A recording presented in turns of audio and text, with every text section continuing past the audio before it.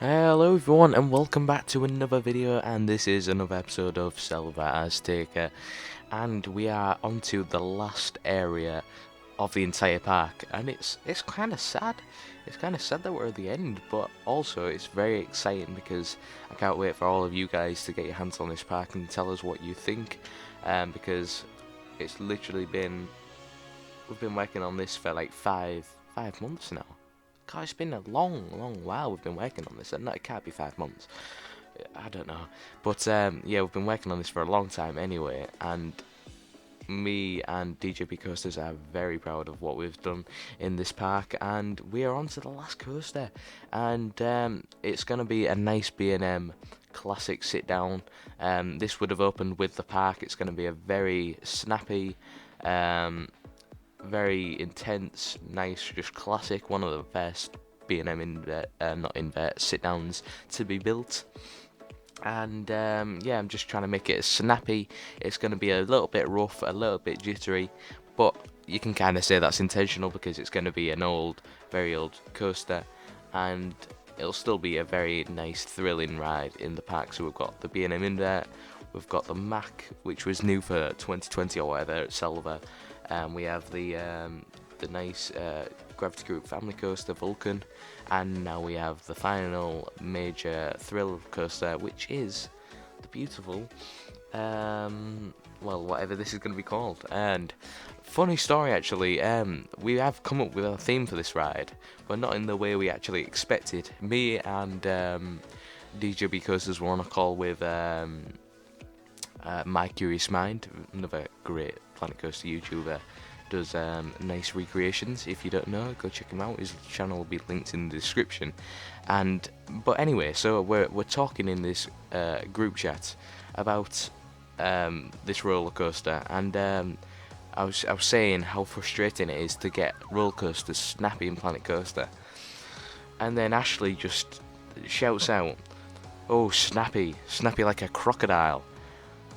And then it just clicks. It's just like it just all clicks in all our minds. We're like, what if we theme it to a crocodile? So we think that we're gonna try and theme this ride to a crocodile, because the elements are really snappy, and we were able to make this quite a tacky theme because it's very like, and we can make it a tacky themed ride, and that's like the aim of this ride, is to make the theming tacky. We've got to make the just everything tacky about like everything about it because it's old, it's been untouched in a long time, so we wanted to make this just like run down as possible, and so a crocodile theme would be perfect for this. And yeah, it just clicked in our minds. We'll have the green trains to represent the crocodile, and some like blue track or something, and that is the story of how we came up with the Mr. Crocodile ride. It's great. But yeah, as you can see, we've got most of the layout now. It goes through the loop, the dive loop, the what's it called? Zero G roll, Cobra roll, and then into the mid course. And that is the most basic layout I could come up with. That was such a B&M classic layout. The loop, dive loop, Zero G, and Cobra is one of the most classic B&M combinations. And then into the mid-course, and then interlocking corkscrews and into the brake run. That's also classic B&M. So we've gone as classic and typical old B&M as possible. We wanted the most bog standard layout because at the time the park wouldn't have been rich.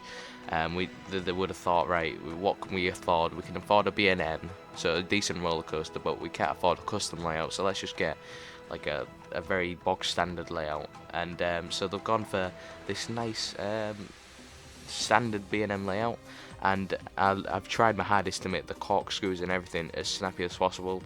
As you can see, this wire wasn't working. That top 10 was way too tight for it to be safe, so I turned the mid-course the other way, and it goes over the path and the water, which will make a really nice interaction, seeing as though it's a crocodile.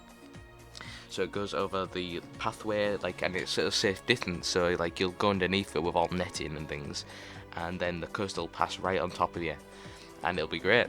And as you can see now, I'm just building the first corkscrew. It's very intense to this last portion, and I think I've got the snap on the top of the corkscrews just like they are in real life, which I'm extremely proud of. And I'm just really happy with this ride. It's quite decently smooth. It has some dodgy shaping in places, but overall it's decent. And so yeah, we're just making the interlocking corkscrews now.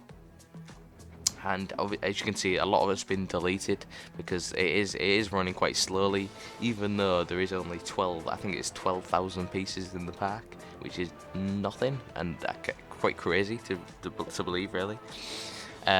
But yeah, there's only 12,000 pieces, but because they're all spread out and it's like in a proper full park, it's quite laggy, and so building the coaster takes about 5 minutes for one piece to place. So I deleted lots in the park, obviously didn't save it, and then put in built the coaster, and I used the trick to make the lift hill, brake run, and mid course have two catwalks on both sides, by duplicating the ride and turning it around, so it would give off the effect that it has two catwalks instead of just the one, and then the netting on the right hand side, and that gives a bit more of a realistic look, as that's what all the B&Ms have, these nice classic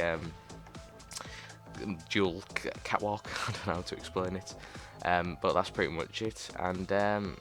And basically I'm just smoothing it now. This is pretty much the layout now, and I'm just smoothing it out. As you can see, it's very janky at the moment, but obviously because of the 4-meter method, I just go over it and smooth it. And yeah, with the 5 pieces, and if you just a quick tip, if you're wanting to build smooth coasters, don't use 4 pieces, use 5 or 6 when you're smoothing, because 4 is the old method of the smoothing method. If you watch videos, they're all from like 3 years ago or something, and it works far better if you use 5. And I tend not to go backwards on the track. A lot of people, they go back and forth, and you don't really want to do that either. Just take 5 pieces and go over the track with them 5 pieces once or twice, depending on how snappy, and then go back over the track, reshape it, make sure it's all nice, and then smooth again, and just vice versa. As you can see, that's what I'm doing right now, and that's basically how I make my rides. So yeah, this is pretty much all the video is. It's a bit slower in time-lapse like speed, because I don't really implement it into the real park, and I make it as a blueprint, but I'm gonna do that off camera, and I've got a few little details, but then you'll see when DJBKoasteRs starts to theme it and finish off the other area, then you'll start to see what I've actually, where it'll place in the real park and things, and what I've actually done. But just for the purposes of this video, I've just included me building the roller coaster, and yeah, I'm really happy with how it's come out.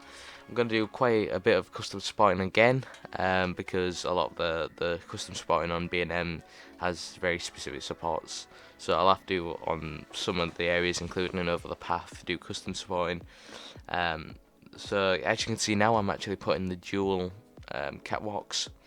At first I tried to copy all of it, but it turns out I have to do each one separately for it to be easier. And as you see, I just go to the top, turn around, and go backwards on itself, and then give it the catwalk. And as you can see, it gives the effect as if it has 2 catwalks, which is really good. I think it looks really nice like that, and yeah, it's just a lot better than just the one, because it's obviously far more realistic. And yeah, we're coming to the end of the video now. I hope you have enjoyed this one. I'm really excited to see how we start theming this ride, and I hope you've enjoyed this video. If you have, then do consider subscribing, it helps a lot, and it means that we know that you are enjoying this series, so feel free to do that. And yeah, we are coming to the end of the video now, and yeah, I'll see you all in the next episode of probably Shambhala. If not, it'll just be Selva in 2 weeks time. So yeah, I'll see you all in the next video.